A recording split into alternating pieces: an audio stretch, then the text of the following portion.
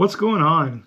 I've decided I'm going to start testing filament, and there's an easy way for me to do that. And I've kind of developed this little test. For PETG, we'll be doing a temperature tower, and for PLA and stuff, we'll do a similar temperature thing, but it'll be something a little bit different. And yeah, we'll start with a benchy with the material. I'm going to do them all at set amounts of time at a set temperature in a heater, just to make sure we're on an equal playing field. For PLA, I haven't decided yet, but I think it'll be about 4 hours straight out of the package, 4 hours. And for PETG, I'm gonna do 24 hours because I've done a test already with that, and 24 hours seemed to be a really nice spot. 8 hours was okay, 24 was a lot better. So today we're looking at the Aceaddity. I've got the clear and I've got the black. These went in here with desiccant after 24 hours as soon as I used them.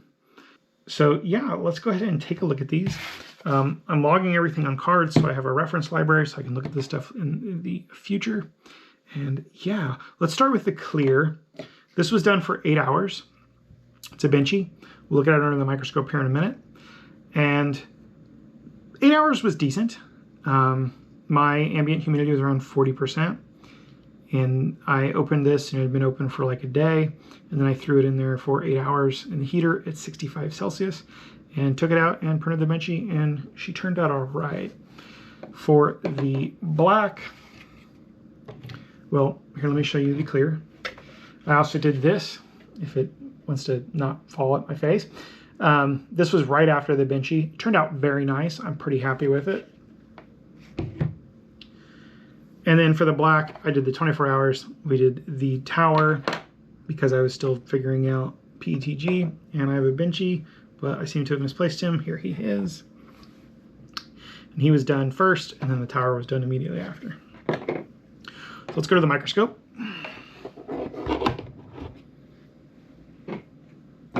We'll start with the clear benchy. There we go. I know the clear's hard. The black's not the best either. In the future, I'll try to use a color that's easier to see on camera. But both are pretty similar. I feel like the clear is not quite as neat as the black, but again, that could be because of the color. We've got the hull of the boat here, the keel, whatever. I'm not a nautical person. You can see very little stringing. There's a little piece over here somewhere, top right corner. But other than that, looks really nice, right? Oh, there's a string. That's the 24 hour. And then here's the 8 hour again. It has, you know, some similar strings and weird imperfections and stuff. But where I really noticed the difference was up here in the pilot house. If I can get that in frame. There we go. So here in the pilot house, we got a lot of stringing on the clear. Again, this was about 8 hours. If we look at the black, where's it at? There's the smokestacks. I need to go down. We have that one, and that is it. That is the only one. And a torch probably would have taken care of that. So let's talk about what happens after you leave it out for a little bit. I did that benchy, and then I did the ghost. Again, that was 8 hours, and the two of those combined was probably about 5 hours of print time. And then I left for a couple hours, and then when I came home, I took the ghost off, and I started this dog, this ghost dog. And as you can tell, there is a lot of stringing. This thing is ugly. Even right there, you can see a bunch in the center of the screen. It's some weird yellow. I don't know what that was about. I guess some of the moisture doing something there chemically with the heat, but there's just stringing everywhere on this thing, and it's so gross and ugly, like all over it. So this completed within 12 hours of coming out of the heater, and it had already soaked up this much humidity and just came out gross. I'll show you that there. It's fuzzy, it feels nasty, it seems like some kind of weird styrofoam or even felt, except plastic, if that makes sense. Whereas, you know, the benchy looks so much better.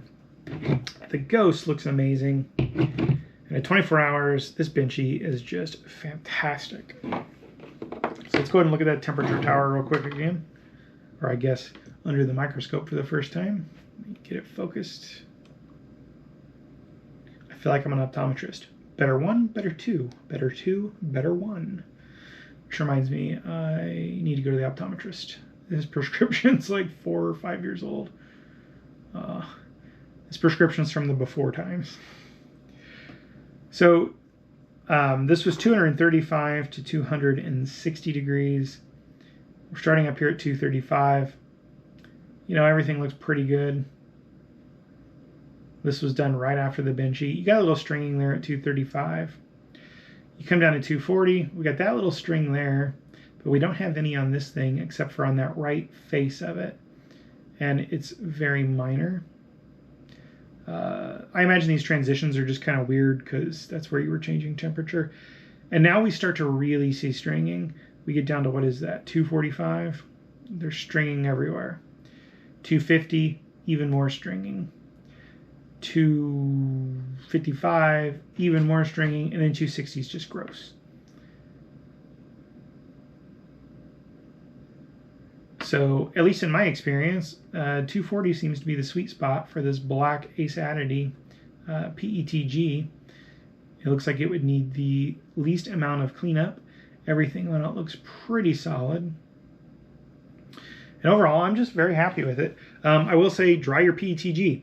I talked to the guy that's currently in charge of the company right now from like a day-to-day operations level, and he stressed to me 100%. Dry it for 24 hours. He wanted me to stress to dry it for 24 hours. I purchased this filament. He didn't give it to me or anything. I was just chatting to him on their Discord. He seems like a nice guy. He's in there and pretty active. And I told him I was tinkering with it, so he said 24 hours. That's why I switched from the 8 to 24. He was right. Like, yeah. I like this Aceaddity. I picked up 6 more kilograms of it on Amazon because it's pretty cheap at the time of recording this video, and I'm like, yeah, I'll find use for it. I'll have a link in the description, link in the sticky comment. Definitely gets a thumbs up from me. You know, it's fairly priced. If you're watching this video shortly after it goes up, there's really good price on this on Amazon right now. I'll link to that. They had a little overstock from what I hear. It's just a cardboard spool. It's got the nice cutouts for how much is left. And yeah, it's a good PETG. Thanks for stopping by, and I will see you guys in the next video.